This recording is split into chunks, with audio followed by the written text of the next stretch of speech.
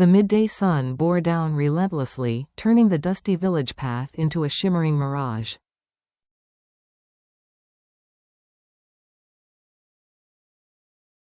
A woman paused beneath the scant shade of a tree, wiping the sweat from her brow. Too hot, she murmured to herself.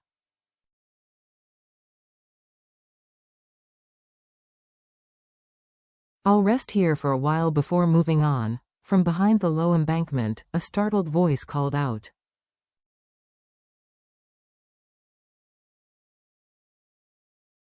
Excuse me, I'm not a bad person, please don't be afraid. Peering over, she spotted another woman sitting low to the ground.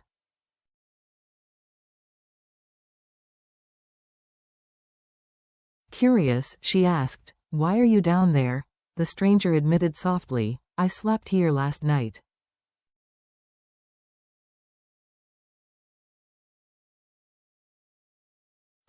I don't have anywhere else to go." With a quick pull, she helped the woman up.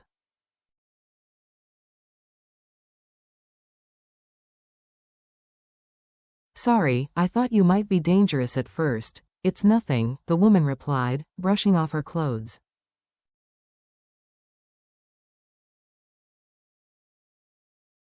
"I probably startled you too." They sat for a moment in the still heat. The villager noticed how thin the stranger looked.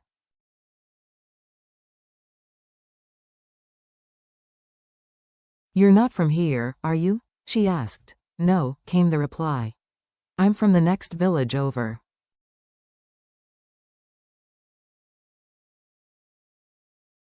The villager rummaged in her bag. "Have you eaten? I was about to have some bread."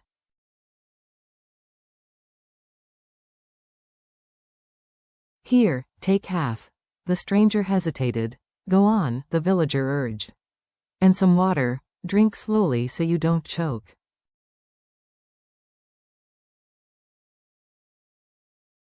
Tears pricked the woman's eyes. "Thank you. I haven't eaten since yesterday." The bread gone and the water bottle half empty, the villager offered, "Why don't you come to my house to rest? It's close by."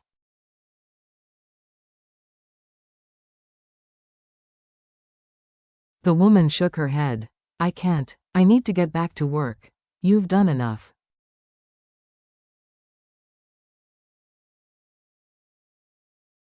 Before leaving, she pressed a small item into the villager's hand. "Please take this."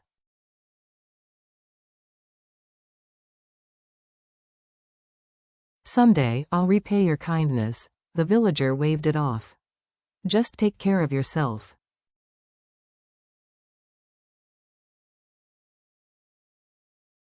Across town, Officer Duck, known to some as Lee, sat at his desk, reviewing a thick case file.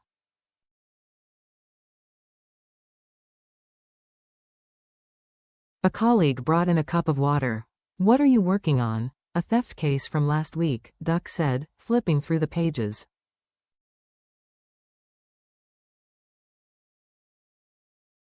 "It's complicated." The complaint had been filed by none other than the accused woman's own sister.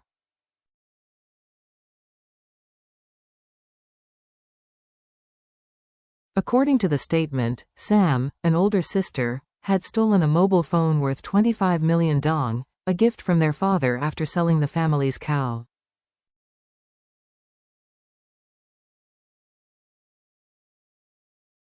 When questioned, Sam admitted she'd had the phone but claimed she was bringing it to be repaired when it was snatched from her hands in a robbery.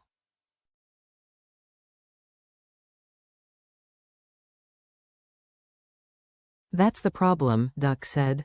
"If it's theft, she could face 3 to 7 years in prison."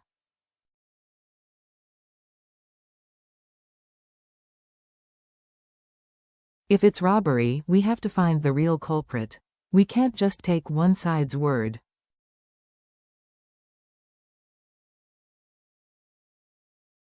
He decided to pursue both lines of inquiry. Verify Sam's robbery claim. Investigate her sister Bitch's accusation of theft.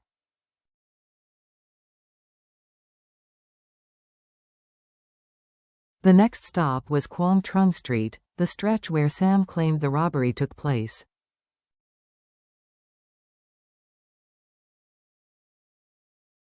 It was quiet, almost desolate, with no CCTV cameras and only a few scattered houses.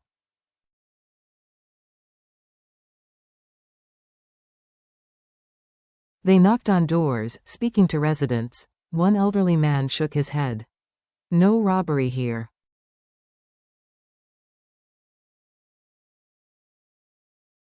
I didn't see anything. At the next house, a younger man invited them in.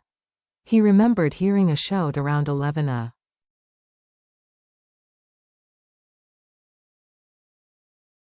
a.m. on the day in question, but couldn't make out words over the roar of his grass cutter.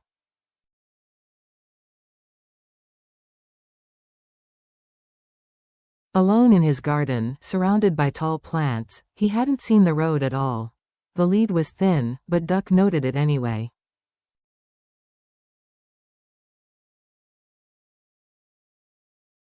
It's something, but not enough. Back at the station, he assigned his colleague to compile a list of known offenders in the area with records of theft or robbery.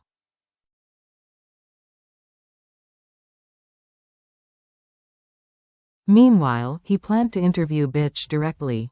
Elsewhere, a familiar figure wandered into a small workplace, the same young man who'd been there before.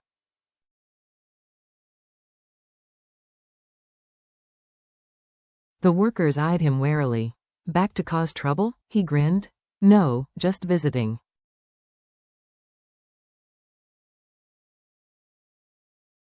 Spotting the young woman he'd met earlier, he tried again to strike up a conversation.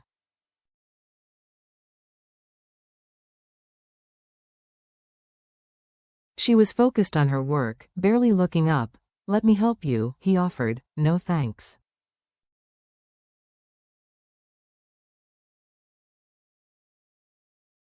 Please move aside, he persisted, inviting her for a drink, but she refused again.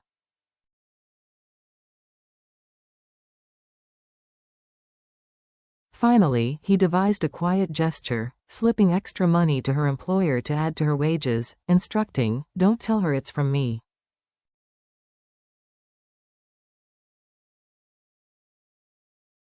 In another part of the village, Bitch live-streamed to friends, showing off her family's garden and fruit trees.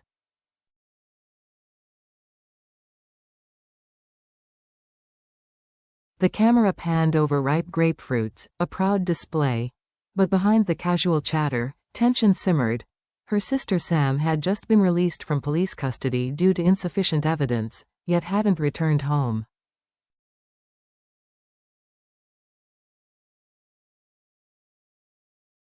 Officer Lee arrived to speak with Bitch and their mother. Why did you both accuse Sam of theft? He asked.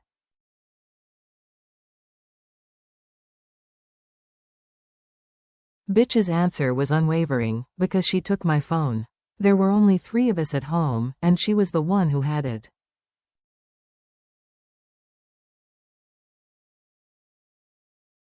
She didn't return it. Her mother nodded in agreement.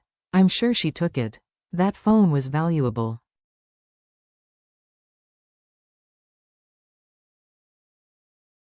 Lee took note.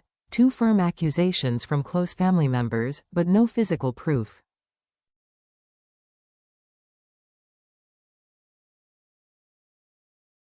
The case teetered on a knife edge, and time was running out to find evidence that could clear Sam, or seal her fate.